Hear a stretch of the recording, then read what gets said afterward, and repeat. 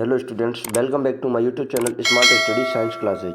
आज के इस वीडियो में हम क्लास 9 साइंस के अध्याय गुरुत्वाकर्षण बल को कंटिन्यू करने वाले हैं। इससे पहले वाले वीडियो में हमने गुरुत्वाकर्षण बल का सार्वत्रिक नियम, उसका महत्व, उसके प्रश्न आदि चीज़ों को देखा था।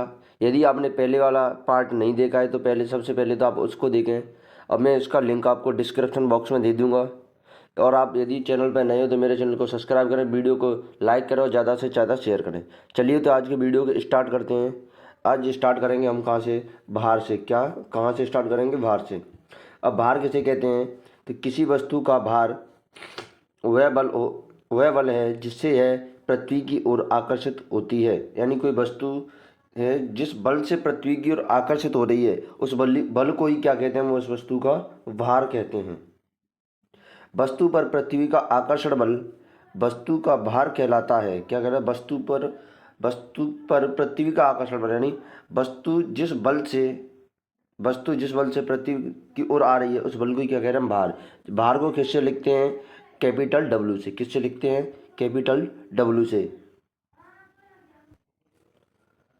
भार का ऐसा मात्रक वही होता है जो बल का होता है। और देखो, बल का ऐसा मात्रक होता है न्यूटन, तो भार का भी ऐसा ही मात्रक क्या होगा? न्यूटन। ठीक है।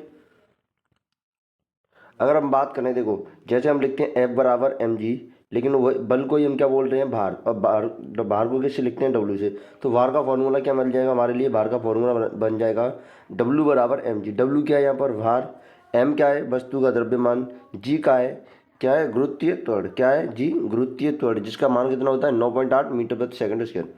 भार में परिमाण तथा दिशा दोनों होते हैं। परिमाण मतलब जैसे कि मान लो परिमाण की बात करें तो हम आंसर यानी 9.4, 3, 5 कुछ भी हो सकता है परिमाण। ठीक है। दिशा यानी माइनस और प्लस में। भार के अंदर परिमाण और दिशा दोनों चीज होती हैं। अगला टॉपिक है, किसी वस्तु का चंद्रमा पर भार क्या होगा? ये क्वेश्चन आपसे पूछा जाता है बोर्ड एग्जाम के अंदर पूछा जाता है कि किसी वस्तु का चंद्रमा पर भार क्या होगा। तो अगर बात करें हम चंद्रमा पर भार की, तो चंद्रमा पर किसी वस्तु का भार वह बल है जिससे चंद्रमा उस वस्तु को अपनी ओर आकर्षित करता है। यानी जिस बल से चंद्रमा किसी वस्तु को अपनी ओर आकर्षित कर रहा है, उस पर वह क्या कहलाता है? चंद्रमा पर वस्तु का भार। चंद्रमा का द्रव्यमान पृथ्वी की अपेक्षा कम होता है, इसी कारण चंद्रमा वस्तुओं पर कम आकर्षण बल लगाता है। देखो, चंद्रमा का द्रव्यमान पृथ्वी की अपेक्षा क्या होता है? कम होता है। इसी वजह से जो चंद्रमा है वो वस्तुओं पर क्या लगाता है? कम आकर्षण बल लगाता है। अगर मान लो किसी भी वस्तु का हमें चंद्रमा पर भार ज्ञात करना है तो किस प्रकार ज्ञात करेंगे? इसमें क्या करना है? हमें मानना है, क्या मानना है? मान लीजिए कि किसी वस्तु का द्रव्यमान m है। कोई वस्तु हमारे पास, उसका द्रव्यमान कितना है? m। तथा चंद्रमा पर इसका भार Wm, यानी कोई वस्तु है उसका द्रव्यमान क्या है? m। अब चंद्रमा पर भार को किससे लिखते हैं? W से। तो पूरा क्या बन जाएगा? Wm। ठीक है। मान लीजिए कि चंद्रमा का द्रव्यमान mm, यानी m द्रव्यमान और स्मॉल m का मतलब मून यानी चंद्रमा का द्रव्यमान, तथा इसकी त्रिज्या क्या है? rm। rm का मतलब, r का मतलब त्रिज्या, m मतलब किसकी? मून यानी चंद्रमा की। ठीक है। मान लीजिए उसी वस्तु का पृथ्वी पर भार we, यानी भार पृथ्वी पर कितना है? we का मतलब, e का मतलब अर्थ यानी पृथ्वी, w का मतलब भार। ठीक है। पृथ्वी का द्रव्यमान m तथा इसकी त्रिज्या क्या है? r। और इस पूरे कंक्लूजन के बाद हम देखें तो क्या मिलेगा हमें? अगर बात करें हम पहले चंद्रमा पर भार की, तो चंद्रमा पर भार क्या होगा? F। अब भारी तो क्या है? बल। तो जैसे हम गुरुत्वाकर्षण बल में लिखते थे F बराबर G m1 up into m2 upon D square. अब यहाँ देखो, जो भार है उसकी जो बल है उसकी जगह क्या लिख दिया हमने? Wm, यानी चंद्रमा का भार। अब G यानी गुरुत्वीय नियतांक, m दो वस्तु थी हमारे पास, एक तो चंद्रमा एक पृथ्वी। तो m का मतलब चंद्रमा का द्रव्यमान इंटू m का मतलब पृथ्वी का द्रव्यमान बटे rm मतलब चंद्रमा की त्रिज्या का स्क्वायर। ये बन गया है यहाँ पर। ठीक है, पहला। और अगर इसके बाद बात करें, यदि पृथ्वी का द्रव्यमान, देखो अब पृथ्वी का द्रव्यमान कितना है? 5.98 इंटू 10⁻24 kg, तथा पृथ्वी की त्रिज्या कितनी है? 6.37 इंटू 10⁻6 मीटर। इसी प्रकार चंद्रमा का द्रव्यमान बात करें तो चंद्रमा का द्रव्यमान आपको एनसीईआरटी के अंदर दिया हुआ है। कितना दिया हुआ है? 7.36 इंटू 10⁻22 kg, तथा त्रिज्या कितनी दी हुई है? 1.74 इंटू 10⁻6 मीटर। दोनों के देखो, चंद्रमा का भार दिया है आपको और त्रिज्या भी दी है पृथ्वी का भार दिया है, पृथ्वी की त्रिज्या भी दी है, ठीक है। द्रव्यमान दे रखा है दोनों को। अब दोनों का द्रव्यमान दे रखा है तो देखो अब हम क्या करेंगे, जी का मान लिखो नहीं लिखो कोई फर्क नहीं पड़ रहा है, क्योंकि अगर जैसे अब जैसे चंद्रमा के लिए ये निकाल रहे हो बाहर, उसी प्रकार पृथ्वी के लिए निकालोगे तो आपका भाग देने पर जी कैंसिल हो जाएगा, ठीक है।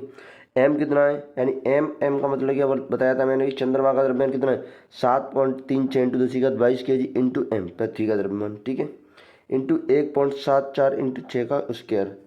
अब इसी का स्क्वायर देखो, अब आप इसको हल करोगे तो कोई भी वस्तु हो सकती है, सॉरी ये एम क्या है, पृथ्वी का द्रव्यमान नहीं है, ये जिस वस्तु को आकर्षित कर रहा है अपनी ओर उस वस्तु का द्रव्यमान है क्या, ये एम, ठीक है। अब 7.36 इंटू 10⁻22 इंटू एम, अब 1.74 इंटू 10⁻6 का स्क्वायर करोगे तो ये आ जाएगा आपका, ये हो जाएगा कितना, 1.74 का स्क्वायर इंटू 10⁻12। मैंने इससे पहले वाली वीडियो में बताया था कि इस प्रकार करोगे कुछ 10⁻6 इंटू 10⁻6, तो जिन संख्याओं के आधार समान होते हैं उनकी घातें आपस में क्या हो जाती हैं, जुड़ जाती हैं, तो क्या हो जाएगा इनका 10 इंटू 10⁻6 इंटू 10⁻6 का क्या हो जाएगा 10⁻12, ठीक है।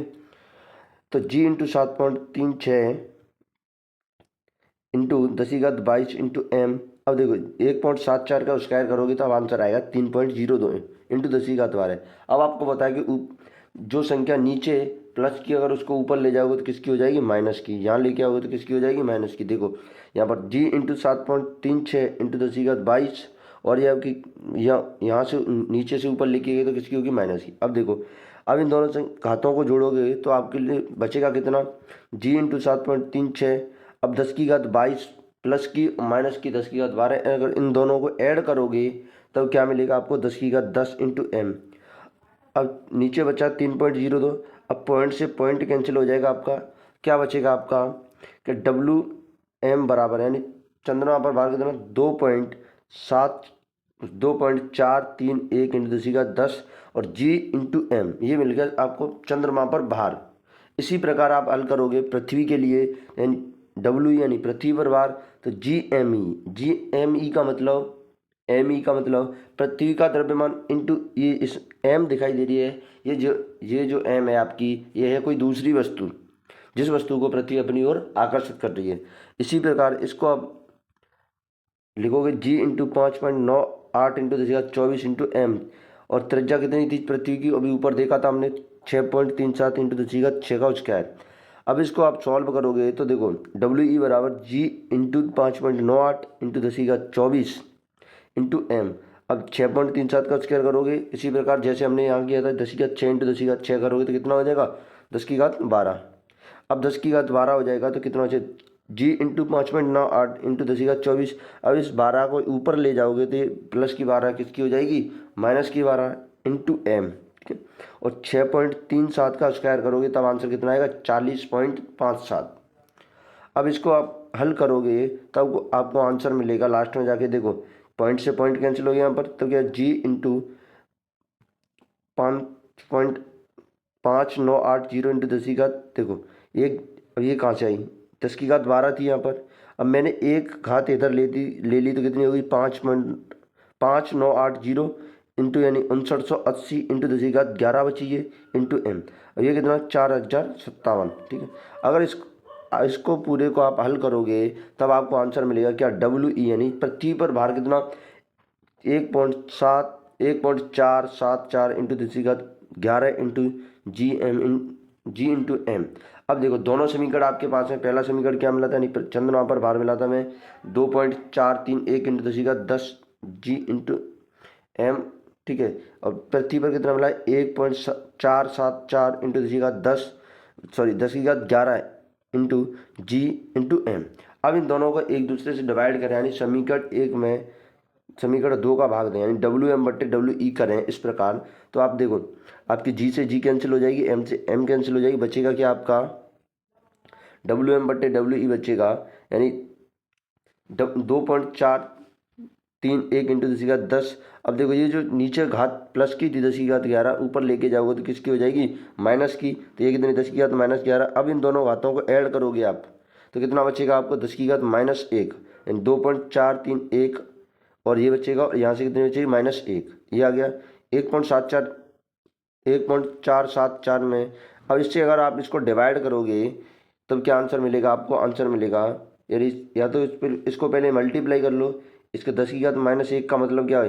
यही तो होता है 10 की घात -1 का मतलब 1/10, या फिर ऐसे बोलो आप 0.1, यानी 0.1 का गुणा इसमें करोगे तब आंसर मिलेगा आपको WM/WE बराबर 0.2431 बटे नीचे क्या था 1.474। इसको आप डिवाइड करोगे तो आपको आंसर मिलेगा WM/WE इजिकल टू आंसर कितना मिलेगा 0.165, जो कि किसके बराबर है 1/6 के बराबर। ठीक है, अब इसको आप देखोगे तो WM/WE बराबर 1/6 यहाँ से लिखोगे। अब हमें कहाँ पर चाहिए? वस्तु का भार चंद्रमा पर। कहाँ पर चाहिए? चंद्रमा पर। ठीक है, अब चंद्रमा पर भार चाहिए तो क्या करेंगे हम? इसका वज्र गुणा करेंगे, क्रॉस मल्टीप्लाई करेंगे। क्रॉस मल्टीप्लाई करेंगे तब हमें मिलेगा WM बराबर कितना 1/6 इंटू WE। यानी अगर किसी वस्तु का पृथ्वी पर भार कितना है, इसका मतलब क्या है 1/6 का मतलब यदि किसी वस्तु का भार पृथ्वी पर 60 kg है तो उसका चंद्रमा पर कितना होगा? तो 1/6 गुना कम कर दो। यानी कोई व्यक्ति है और उसका भार पृथ्वी पर कितना है, मैंने मान लिया 70 kg, 70 kg 60 kg मान लो आप, कितना है 60 kg। अगर वही व्यक्ति चंद्रमा पर चला जाए तो उसका भार कितना हो जाएगा? तो इसके लिए क्या करोगे WM बराबर 1/6 इंटू पृथ्वी पर कितना था 60 kg। अब इससे डिवाइड करोगे तो 10 kg भार बचेगा व्यक्ति का, कहाँ पर? चंद्रमा पर। ठीक है, देखो क्वेश्चन दे रखा है आपको, एक वस्तु का द्रव्यमान 10 kg है, पृथ्वी पर इसका भार कितना होगा?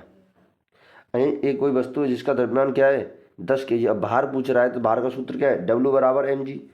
अब g का मान कितना 9.8, m कितना आपका 10 kg। अब W बराबर mg फॉर्मूले से करोगे तो 10 इंटू 9.8 यानी 98 न्यूटन। कितना? 98 न्यूटन। अगला क्वेश्चन है आपका, एक वस्तु का भार पृथ्वी की सतह पर मापने पर 10 न्यूटन आता है। किसी वस्तु का भार है पृथ्वी पर मापने पर तो कितना आ रहा है 10 न्यूटन। इसका भार चंद्रमा की सतह पर मापने पर कितना होगा? तो इस प्रकार के क्वेश्चंस के लिए आपको ये वाला फॉर्मूला याद रखना है। कौन सा? जो कि मैंने अभी बताया था लास्ट में निकाल के, ये वाला फॉर्मूला याद रखना है। अब देखो इस क्वेश्चन को इसी फॉर्मूले से करेंगे हम। देखो क्वेश्चन में क्या देखा है कि वस्तु है उसके पृथ्वी की सतह पर भार कितना आ रहा है उसका 10 न्यूटन। कितना आ रहा है 10 न्यूटन। यानी इसको केजी नहीं बोल के, सॉरी यहाँ गलती होगी मेरे से, इसको केजी ना बोल के क्या बोल देंगे हम 60 न्यूटन है। किसी व्यक्ति का भार कितना है 60 न्यूटन पृथ्वी पर, तो उसका चंद्रमा पर कितना हो जाएगा 10 न्यूटन। कितना हो जाएगा 10 न्यूटन। इसी प्रकार इस क्वेश्चन में देख सकते हैं आप कि अब कोई वस्तु है जिसका किस पर पृथ्वी की सतह पर भार कितना है 10 न्यूटन, तो चंद्रमा की सतह पर कितना होगा? इसके लिए फॉर्मूला यूज करें W बराबर 1/6 इंटू WE। ठीक है, अब WE का मान कहाँ से आया? यानी पृथ्वी पर भार। WE का मतलब क्या? पृथ्वी पर भार कितना दिया है 10 न्यूटन। जैसे ही आप इसको हल करोगे तो इसका आंसर आएगा आपका 1.67 न्यूटन। यानी किसी वस्तु का भार अगर चंद्रमा पर पृथ्वी पर कितना है 1.67 न्यूटन है, पृथ्वी पर अगर 10 न्यूटन है तो चंद्रमा पर कितना आएगा? चंद्रमा पर आएगा 1.67 न्यूटन। यानी पृथ्वी की अपेक्षा चंद्रमा पर किसी व्यक्ति का भार 1/6 गुना कम हो जाता है। अगला टॉपिक आता है आपका प्रणोद और दाब। अब प्रणोद और दाब, ठीक है, किसी वस्तु की सतह के लंबवत लगने वाले बल को क्या कहते हैं? प्रणोद। क्या कहते हैं? प्रणोद। यानी कोई वस्तु है और उसकी सतह पर 90 डिग्री पर कोई बल लग रहा है तो उसको क्या कहते हैं हम? प्रणोद। जैसे जब आप शिथिल रेत पर खड़े होते हैं तो बल अर्थात आपके शरीर का भार, यानी शिथिल रेत पर आप खड़े हैं तो उसके आपके शरीर का भार आपके पैरों के क्षेत्र के बराबर क्षेत्र पर लगता है। ठीक है, जैसे आप खड़े होते हो तो आपके शरीर का जो भार है वो आपके पैरों का जितना क्षेत्र है उसी क्षेत्र पर लगता है। लेकिन जब आप लेट जाते हो तो वही बल आपने आपके पूरे शरीर के संपर्क के क्षेत्रफल के क्षेत्र के बराबर पर लगता है, जो कि आपके पैरों के क्षेत्र से अधिक है। देखो अगर आप लेट गए हो तब तो क्षेत्र अधिक हो जाएगा क्योंकि आपका पूरा शरीर आपके रेत के संपर्क में आ जाए। लेकिन जब आप खड़े होते हो तब आपका पैरों के संपर्क में जितना क्षेत्र आता है उसी पर भार लगता है। ठीक है, तो अगर दाब की बात करें तो दाब का प्रति एकांक क्षेत्रफल पर लगने वाले प्रणोद को दाब कहते हैं। दाब क्या है? अब प्रणोद क्या है? मैंने बताया था कि 90 डिग्री पर लगने वाला सतह की 90 डिग्री पर लगने वाला दाब क्या, वो बल क्या कहलाता है? प्रणोद कहलाता है। और उसी को हम क्या कह रहे हैं? दाब। दाब को लिखते किससे हैं? पी से। किससे लिखते हैं? पी से। दाब के ऐसा ही मात्रक की बात करें तो न्यूटन प्रति मीटर स्क्वायर। क्या होता है? न्यूटन प्रति मीटर स्क्वायर। अब अगली घटना क्या है? वैज्ञानिक ब्लेस पास्कल। कौन वैज्ञानिक का नाम क्या है? ब्लेस पास्कल के सम्मान में दाब का ऐसे मात्रक को पास्कल कहते हैं, जिसे लिखते किसे हैं? पी ए से। यानी कि एक वैज्ञानिक है ब्लेस पास्कल, उसके सम्मान में दाब के ऐसे मात्रक को क्या कहते हैं? पास्कल। क्या कहते हैं? पास्कल। देखो उदाहरण दे रखा है। बल जब छोटे क्षेत्र पर लगता है तब दाब अधिक लगता है, जिसके कारण बल भी अधिक लगता है। यही कारण है कि कीलों के सिरे नुकीले, चाक की धार तेज तथा भवनों की नींव थोड़ी होती है। देखो ठीक है, चौड़ी होती है। जो कैसी होती है? भवनों की नींव चौड़ी होती है। अब इसके इन लाइनों के कहने का मतलब क्या है? देखो इस वाले कॉन्सेप्ट से हम समझते हैं। ये क्या कह रहा है? बल जब छोटे क्षेत्र पर, देखो जो दाब बराबर क्या होता है? हमारा बल बट्टे क्षेत्रफल। ठीक है। अब ये क्या है? पहली लाइन में क्या बोला गया? जब बल छोटे क्षेत्र पर लगता है तब दाब अधिक होता है। क्यों होता है दाब अधिक? देखो बल छोटे क्षेत्र यानी देखो जो दाब है आपका और ये क्षेत्र है यानी क्षेत्रफल है, वो दोनों एक दूसरे के विपरीत है। विपरीत का मतलब व्युत्क्रमानुपाती यानी उल्टे। अगर देखो ये क्या कह रहा है? पहली लाइन के क्षेत्र छोटे क्षेत्र यानी क्षेत्र कम है, तो अब एक दूसरे के विपरीत क्षेत्र कम होगा तो दाब क्या हो जाएगा? ज़्यादा। लेकिन जिसके कारण बल भी अधिक लगता है। अब ये ज़्यादा, अब देखो ये जो बल दिखाई दे रहा है इसके जस्ट सामने लिखा है दाब के, यानी जो दाब है वो बल के समानुपाती होता है। तो अगर दाब ज़्यादा है, समानुपाती का मतलब साथ साथ चलना, यानी दाब ज़्यादा तो बल भी ज़्यादा। यही कारण है कि कीलों के सिरे नुकीले। नुकीले क्यों बनाए जाते हैं? क्योंकि जो कीले हैं उनके नुकीले बनाने पर क्षेत्रफल कम हो जाता है, और क्षेत्रफल कम हो जाएगा तो आपका क्या बढ़ जाएगा? दाब। और दाब बढ़ जाएगा तो बल बढ़ जाएगा, और बल बढ़ जाएगा तो दीवार के अंदर कील आसानी से लग जाएगी। जैसे चाकू की धार है, और उसी प्रकार भवनों की नींव चौड़ी। ये क्वेश्चन दे रखा है। अगर एनसीईआरटी की बात करूँ मैं तो उदाहरण नंबर 9.6। एक लकड़ी का गुटका मेज पर रखा है। क्या है? कोई लकड़ी है, और लकड़ी है वो क्या इस पर रखी है? मेज पर। लकड़ी के गुटके का द्रव्यमान 5 kg है। द्रव्यमान कितना है? 5 kg। इसकी विमाएँ मतलब इसकी जो सतह टच हो रही हैं मेज से, वो कौन सी? 40 centimetre into 20 centimetre into 10 centimetre. 3 विमाएँ जो हैं कौन कौन सी? एक 40 सेंटीमीटर की, एक 20 सेंटीमीटर, एक 10 सेंटीमीटर। लकड़ी के टुकड़े द्वारा मेज पर लगने वाले दाब ज्ञात कीजिए। लगने वाला क्या ज्ञात करना है? दाब। यदि इसकी निम्नलिखित विमाओं की सतह, अब कंडीशन दे रखी है कौन कौन सी सतह लग रही हैं, सतह मेज पर रखी जाती हैं। पहली कंडीशन में आपकी दो सतह, जो दो विमा हैं वो टेबल से टच है। एक तो 20 सेंटीमीटर, दूसरी 10 सेंटीमीटर, यानी 20 इंटू 10। दूसरी कौन सी? 40 इंटू 20। यानी देखो कंडीशन की बात करूँ मैं तो अगर पहली कंडीशन कुछ इस प्रकार है, ये आपकी 20 इंटू 10, ये वाली सतह टच है और ये वाली टच, तो ये सॉरी ये वाली, एक तो ये और दूसरी ये, दोनों टच हैं। दूसरी कंडीशन में ये वाली और ये वाली दोनों टच हैं। ठीक है। तो अगर बात करें अकॉर्डिंग टू कंडीशन, तो एम कितना दिया है हमें? 5 kg। गुरुत्वीय त्वरण लगेगा? बिल्कुल लगेगा। कितना होता है? 9.8 मीटर प्रति सेकंड स्क्वायर। अब भार क्या होता है? बल क्या होता है? एफ बराबर एम जी। अब बल एफ बराबर एम जी है तो बल एम कितना है? 5, जी कितना है? 9.8। कितना आएगा? 49 न्यूटन। ठीक है। अब बल हम लिख गया हमको, तो बल से हम क्या निकाल सकते हैं? अब दाब निकाल सकते हैं, क्योंकि हमें पता है फॉर्मूला क्या होता है? बल बराबर क्षेत्रफल। देखो अब देखो यहाँ 20 इंटू 10 सेंटीमीटर का निकालोगे तो आप देखो जो क्षेत्रफल का मात्रक होता है वो होता है मीटर स्क्वायर, लेकिन यहाँ पर जो सेंटीमीटर में दे रखा है तो सबसे पहले इसको हम चेंज करेंगे किसी में? मीटर में। तो मीटर में चेंज करेंगे तो दोनों संख्याओं को किससे डिवाइड करेंगे? 100 से।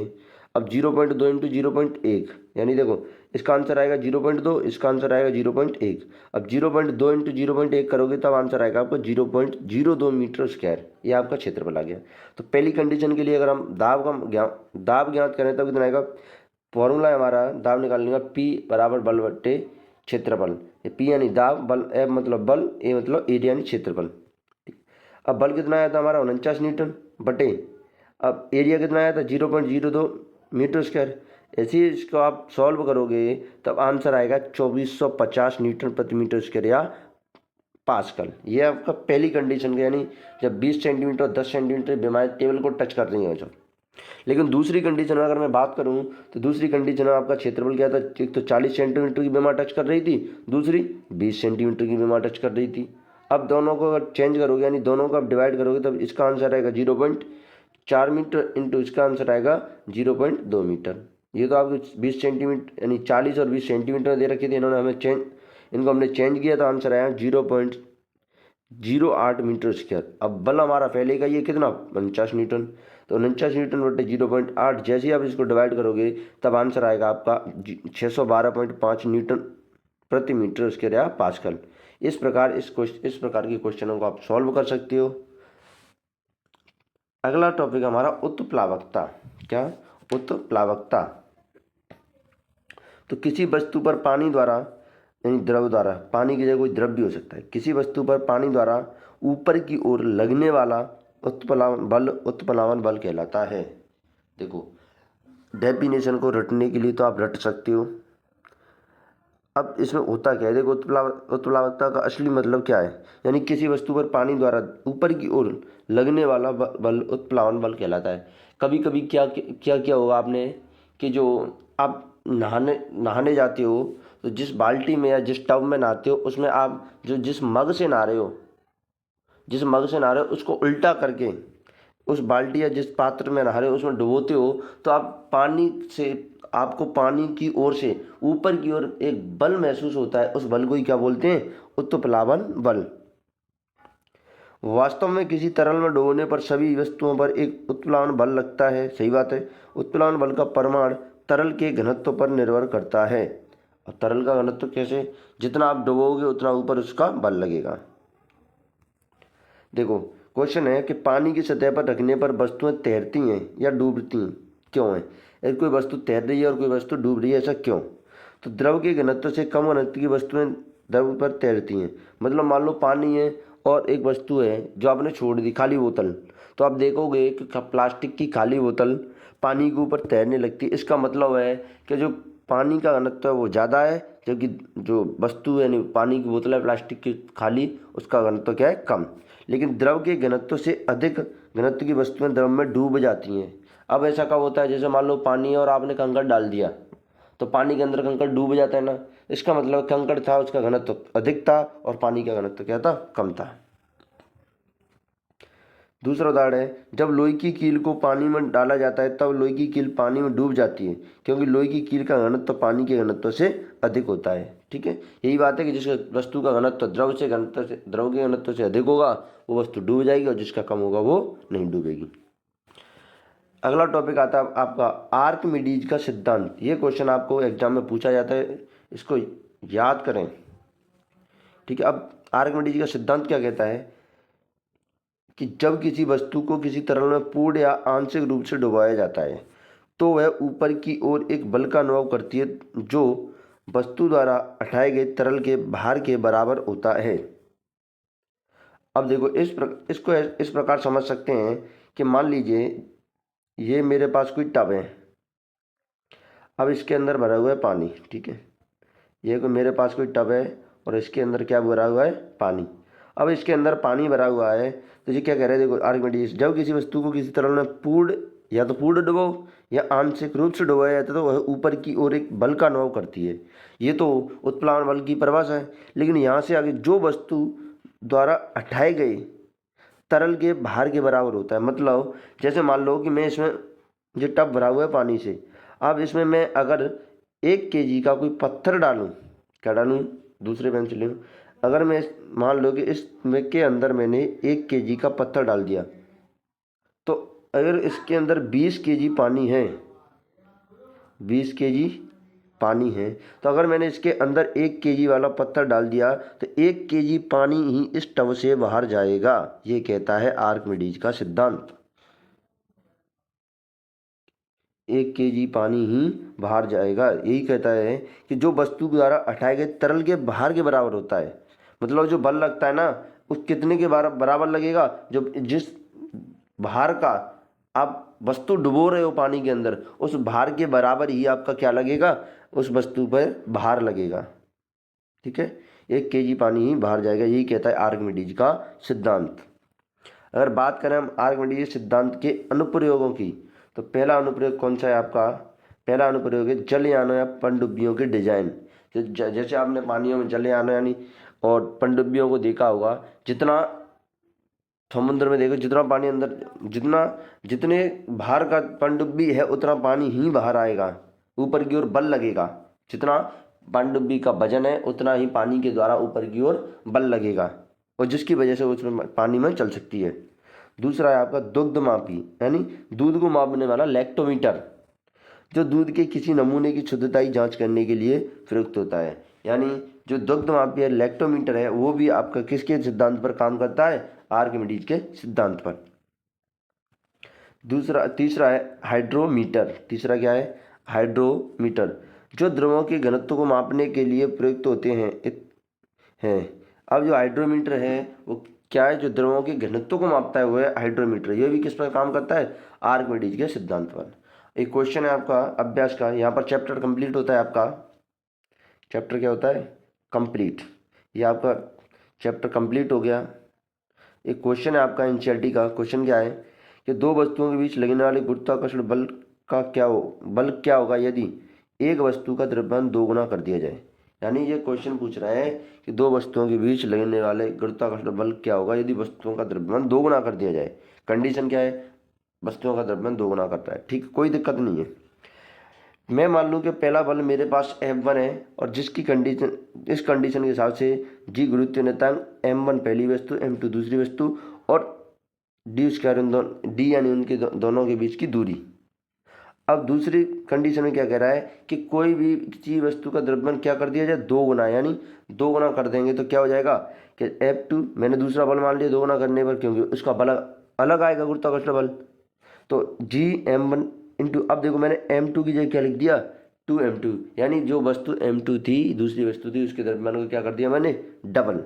अब जैसे ही मैंने डबल किया तो अब हम क्या करेंगे, F1 बटे F2 क्या करेंगे, F1 बटे F2 करेंगे, F1 बटे F2 करेंगे तो जी क्या हो जाएगा, देखो F1 का तो क्या था GM1 इंटू M2 अपन डी स्क्वायर, और M2 का क्या, F2 का क्या था GM1 2M2 अपन डी स्क्वायर। अब आपको पता है कि कोई भी संख्या अगर नीचे है, कोई भी संख्या अगर नीचे है तो जो ऊपर जाती है तो उल्टी हो जाती है। ठीक है, तो देखो GM1 इंटू 2M2 अपन डी स्क्वायर है, तो ये क्या हो जाएगा, तो पहले वाली तो जैसे ही रहेगी, ये वाली तो देखो यहाँ कि F1 बराबर GM1 इंटू M2 अपन डी स्क्वायर, लेकिन जो नीचे वाली है वो क्या हो जाएगी, उल्टी। उल्टी कैसे हो जाएगी, ये देखो डी स्क्वायर बटे GM1 इंटू 2M2। अब देखो G से G, M1 से M1, M2 से M2, डी स्क्वायर से डी स्क्वायर, बचा क्या, फिर बताते हैं क्या बचा। बचा क्या आपका कि F1 अपॉन F2 बराबर क्या बचा, 1/2। क्या बचेगा, यही तो बचेगा। यहाँ देखो ये क्या बचेगा, 2M2 थी ना, तो क्या था 1/2। जैसे ही आप बज्रगुणा करोगे तो अब आपका आंसर आएगा F2 बराबर 2F1। एंड इसके कहने का मतलब है यदि आप वस्तु के द्रव्यमान को 2 गुना करते हो तो उस वस्तु का बल भी कितना हो जाएगा, 2 गुना। यहाँ पर आपका चैप्टर पूरी तरीके से कंप्लीट होता है। वीडियो अच्छी लगे तो वीडियो को लाइक ज़रूर करें और ज़्यादा से ज़्यादा शेयर करें। Thank you.